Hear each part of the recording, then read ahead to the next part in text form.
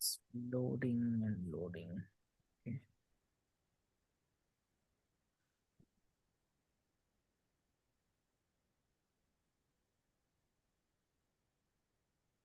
I don't know why it's taking time. It's fine now. Yeah. Hey there, everyone. Welcome back to Pleasure Principles, the podcast where we explore what it really means to live a life filled with love, magic, and purpose.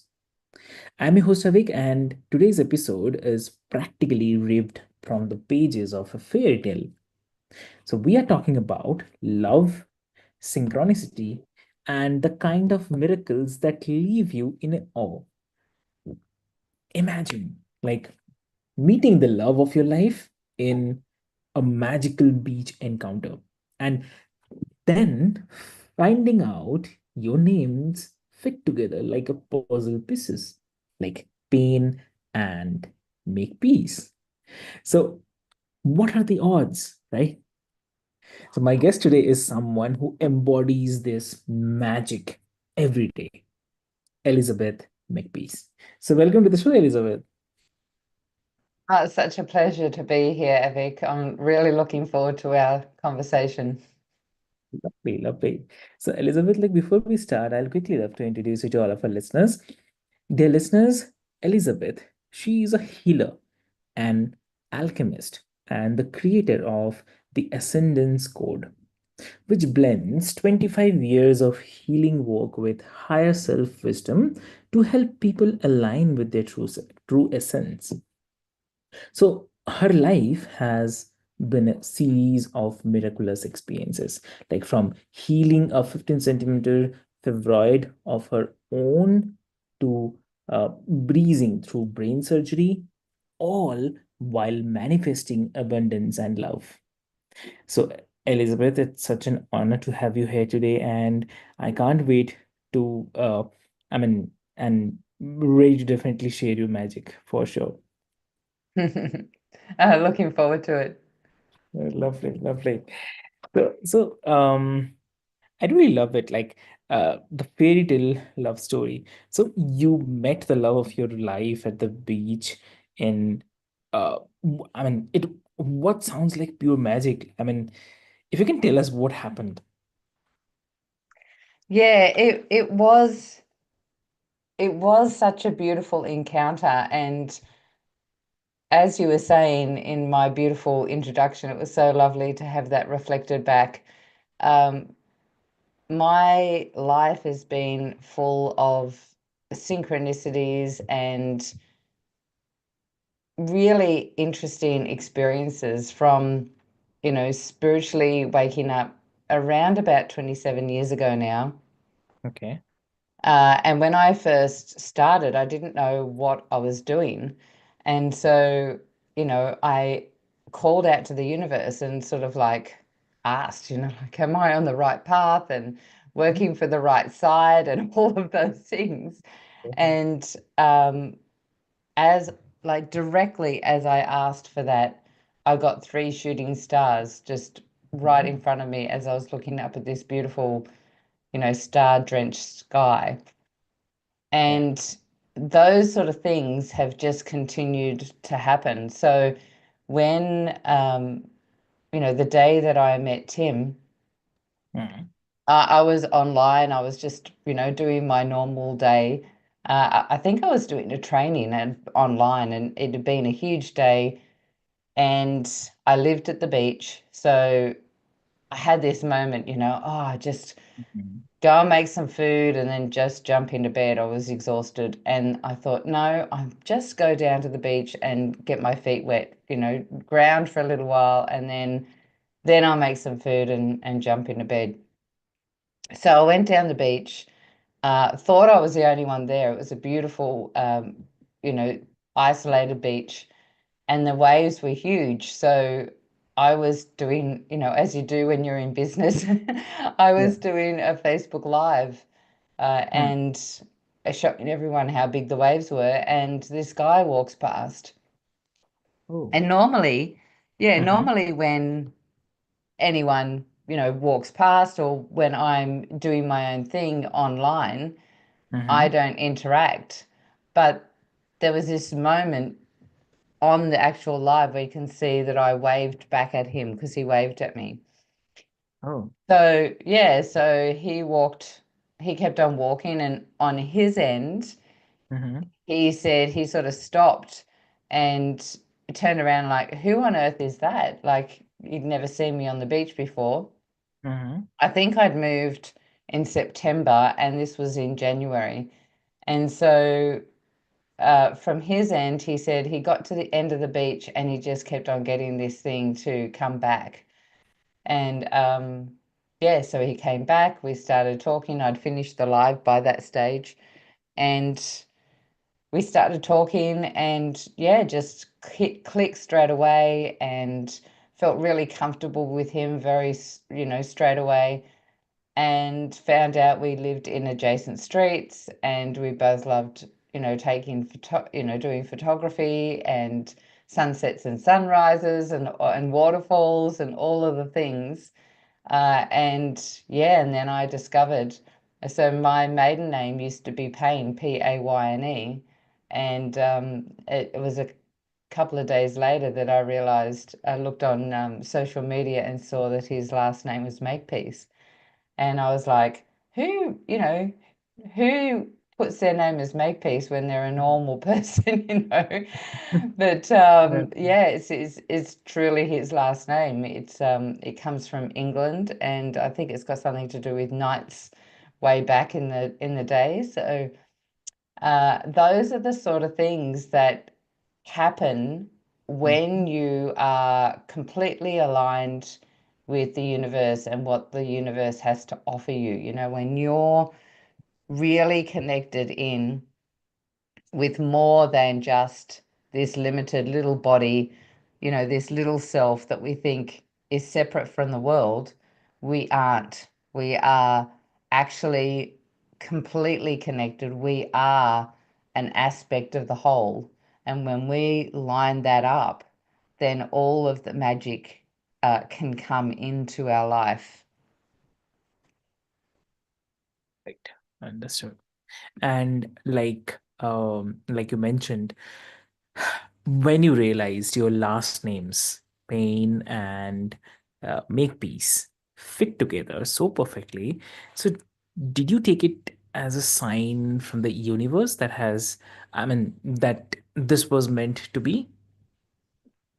That's a really great question because I've had so many synchronicities and Okay. like all sorts of things, from moving from Oleander Street to Oleander Drive.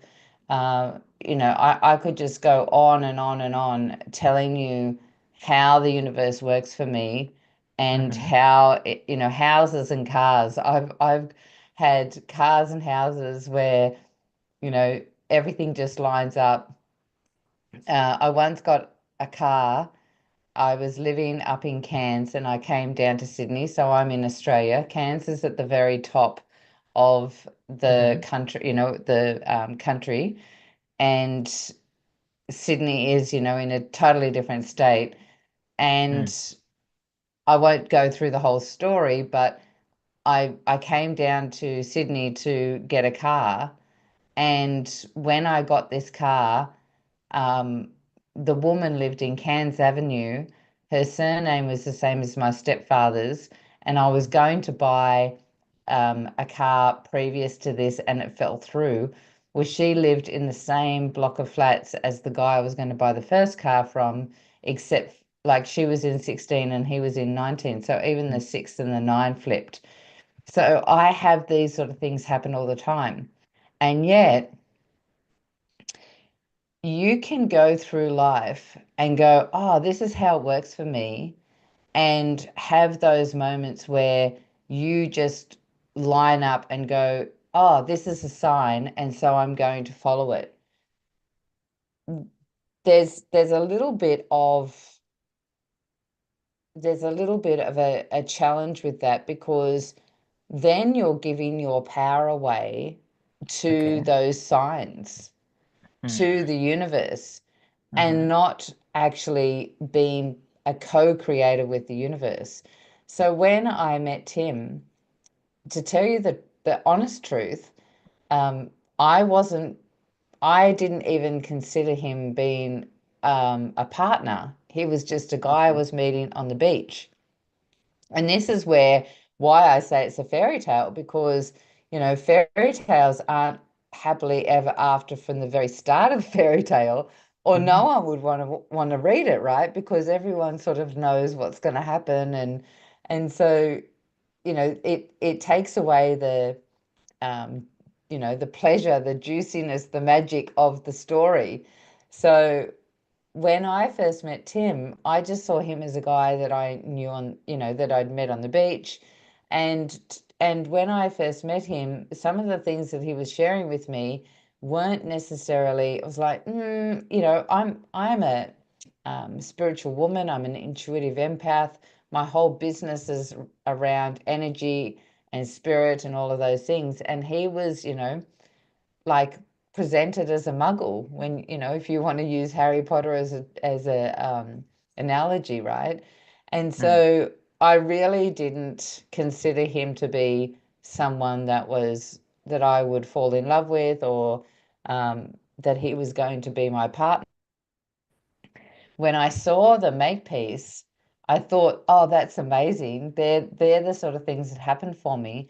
But I also am aware that I'm in this game. It's not letting the universe take control, and then I've got no choice in the matter. Mhm. I know that when I see something like that, I can say yes or no to it. Um, in fact, one of the things that actually happened to me once before I moved down here, I was living in Sydney looking after my mum. And when I decided to move down, I literally just turned 50, and I decided I was going to move down. I live in Shell Cove, which is New South Wales, so it's an hour and a half down south from Sydney. Mhm. And I see this rental down this way. Okay. I just turned 50, and the rental was 50 Elizabeth Street, and I can't remember the suburb now. And I just went, oh, this is how the universe works for me. This must be my house.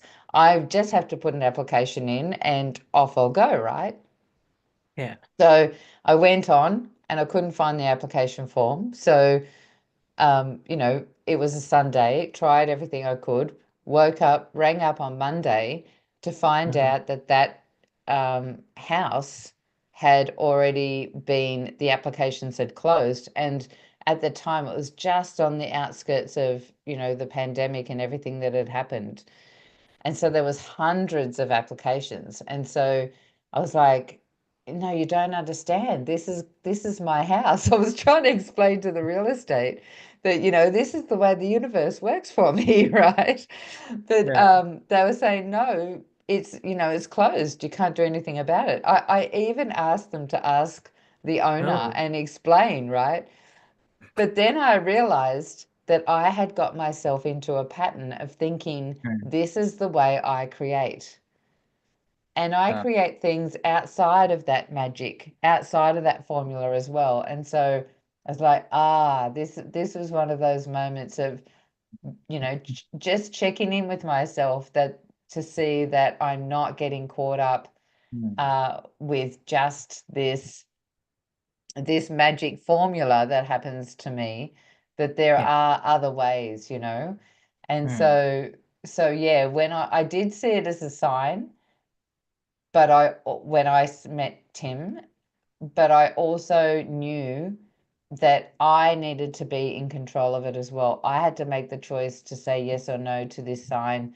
I needed to you know put my feet in the game, really, and make the decision as to whether I was going to um, say yes or no to this opportunity, and you know ended up saying yes. Exactly. I totally understand.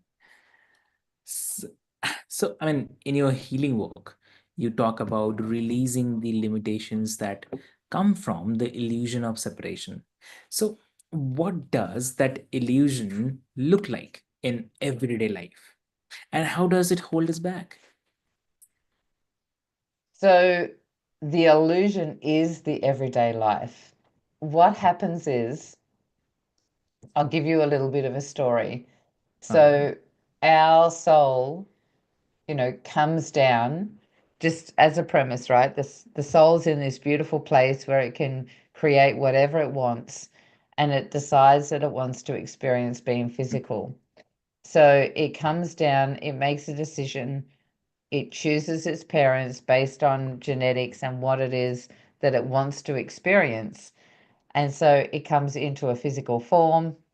Uh-huh. And all of us, when we're born, however you're born, all of us have our umbilical cord cut, and Yeah. all of a sudden we feel separate, and we Mm, are separate. There's this little baby that now is experiencing separation.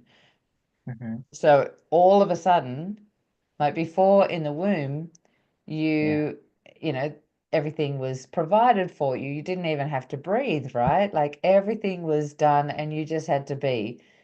But now the umbilical cord has been cut. You Mm, have to survive. You've got to have food that's provided to you external. You've got warmth, you've got love, you've got, nurturing and air that has to come in from external. And so now there's this, you're influenced by the outside world and you're developing your unconscious. So your unconscious starts developing in the last quarter of gestation and really develops the most 0 to 3. So in from 0 to 3, we have the same brainwave frequency as if we were being hypnotized. They say children are like little sponges. Well, they are, because in the first, few years, mhm. we're being developed to understand how to survive. And so we're not just taking in uh, the little things like how to walk and how to, make eye contact and how to speak whatever language, depending on, for me, it was English. So my mouth, I watched, the other people around me, observed how the mouth moves and the muscles move to create the sounds and the vowels of English. Mhm. We're also watching how to smile and how to interact. How do men and women interact? How do they respond or react to money or relationships or other people, the community? And so we're learning all of these things from our environment, Mm, and they're locking into our unconscious, because our unconscious is developing almost like the program of who we are here mm, in this physical body. And so here we are in this physical body, and we're going, okay, so in this family, uh, I'm allowed to run amok, right? I'm allowed to do whatever I want. Or in this family, it's yeah. very strict and I've got to ask permission or whatever. And I use this example. Mm, So you're a little baby and you've just started working out how to crawl, mm, and you find this thing on the floor that everyone calls a fork, and you go, ah, I'm going to see if it fits in that hole in the wall, because you're curious, you're adventurous, you've got, mm, all this excitement about life. So yeah. off you toddle and go over to this thing in the wall, and you go to stick this fork in this hole, and Yeah. some hand comes down and either smacks you or reefs you away, or something happens, Mm, and you're scolded for, you're a bad girl or you're a bad boy or don't do that, and in this fear, and you go into shock. And no one's told you we're trying to keep you alive, that there's electricity in that hole. No one's told you that. You have all of a sudden just had this shock of, oh, I shouldn't be adventurous because I'm going to get punished for it. So enough times that that happens, and all of a sudden now you're making a definition about yourself that, oh, I'm not good enough to be adventurous or to be curious. And so now that locks into your neural pathways, your brainwave frequencies go, this is the way it is. And now the unconscious goes, don't be adventurous, don't be curious because it's unsafe. So now that's developed, and the unconscious doesn't want you to change because it's locked in this particular um, definition, this label. And you've grown up to 20, 30, 40, 50 years old, and the unconscious has still got that pattern, but it's been there for so long and it's running in the background silently. So here you are with your conscious wanting to grow and expand and change a career, or go on an adventure around the world, or meet the love of your life, or whatever it is. And the conscious wants us to change. It wants us to grow and have adventure. But if you've got this program running in the background saying it's not safe to do that, then as you have that idea to go on that adventure or change career, within microseconds, it's creating this, software in the background, or this information in the background is now going through the memories in minute seconds to see if this is something that is going to be safe, or you're going to survive. And so you have a new idea, but within seconds, your unconscious is telling you why you shouldn't do it. And so you might not even hear it, but you have this doesn't feel right, or maybe I need to wait until I've got more money, or maybe I need to do this, maybe I need to do that, maybe I should wait. Or it distracts you by scrolling on social media, or or cleaning the house, or whatever it might be, and you just get stuck in the pattern that you're in, because the unconscious is now is 98% of the time um, in control of your world.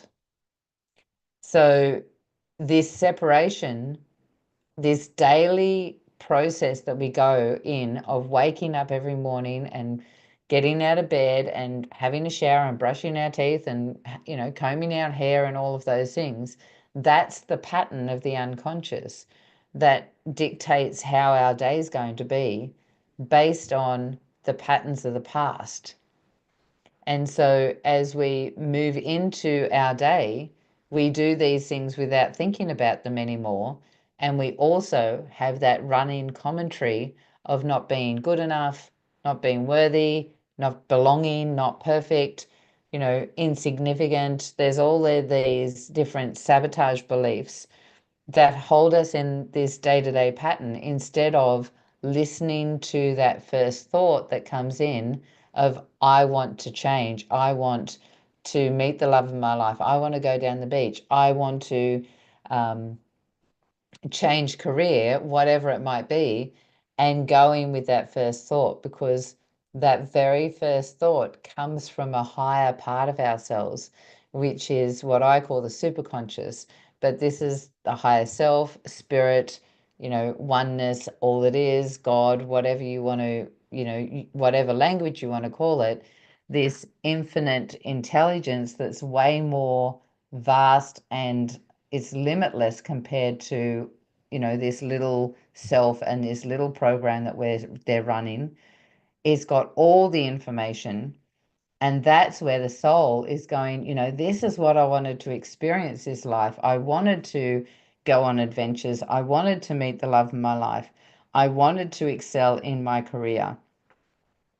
And so the whole process of being here on this planet is to correct the unconscious and to let go of that limitation so that we can just tune in to that bigger part of ourselves that is so vast and is ready for growth and expansion and to hold way more light in our body than we allow if we're just in our separate limited self. It was Perfect, a perfect. it was a big explanation, right? Yeah, But it was a exactly. great question. Thank you so much. Yeah.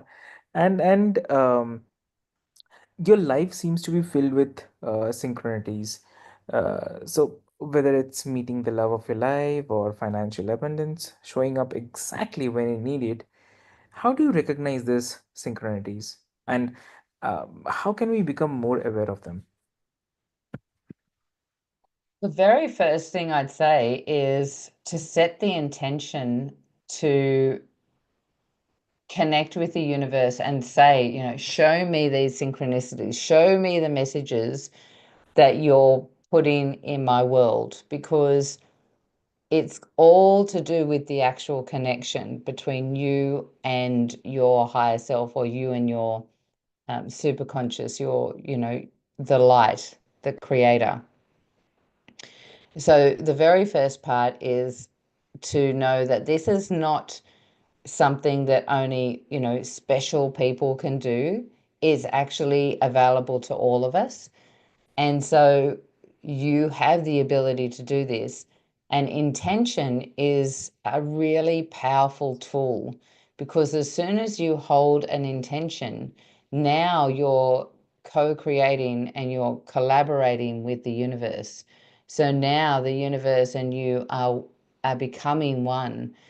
And so as you sit with the intention and just put it out there, show me the signs, the next part is being able to keep your eyes and your ears open and identifying those signs, because it really is a definition, right? Like, yesterday I went out for lunch with a friend, and as we were leaving, I looked down at my phone and it was 111. And I said, "Oh, it's 111." And she said, "Oh, that happens to you all the time, right?" Well, because somewhere along the line, I saw triple numbers as being a sign from the universe.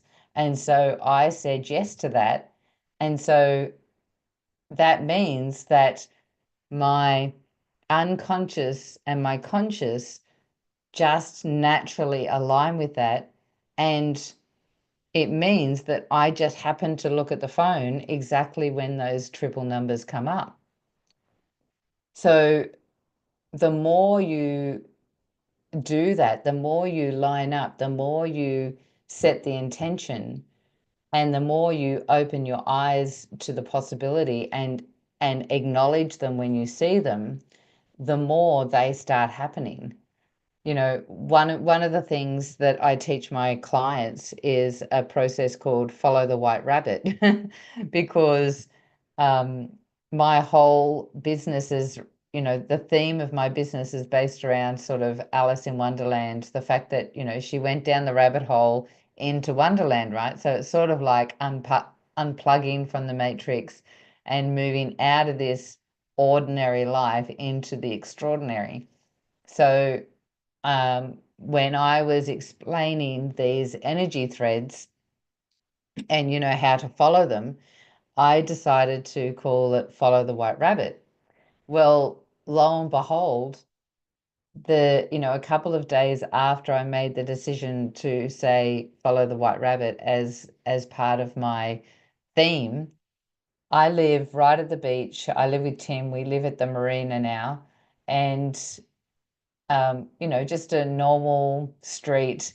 Um, I walk to the beach.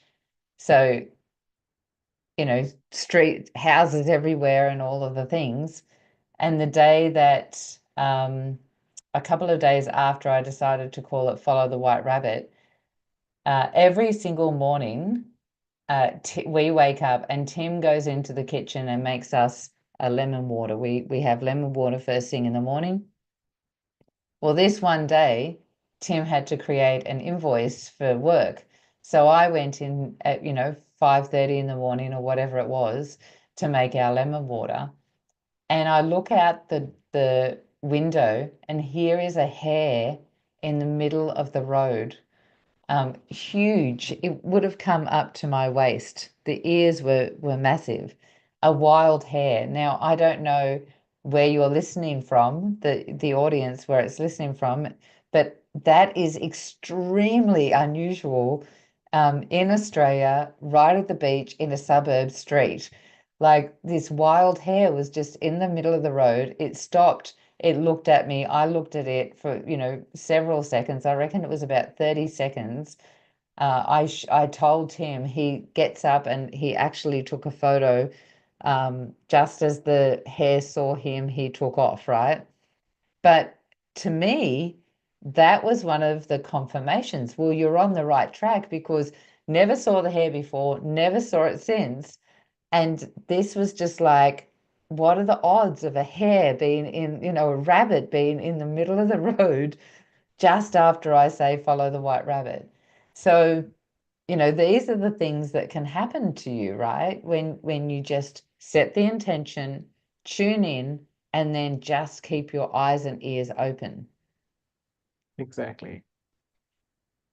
Perfect, perfect, lovely, great. And I mean, it's really great about discussion about finding love, definitely.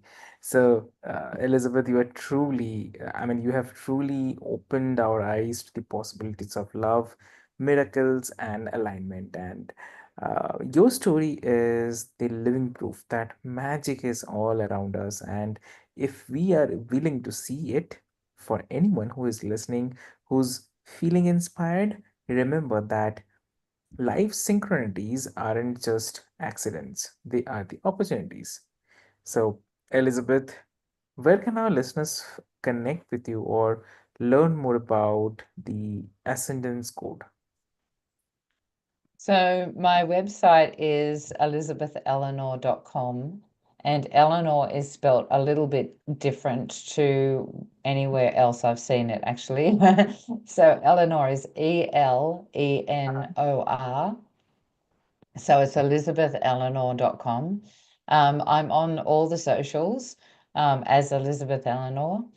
And yeah, but if you go to my website, you'll be able to access everything from there. So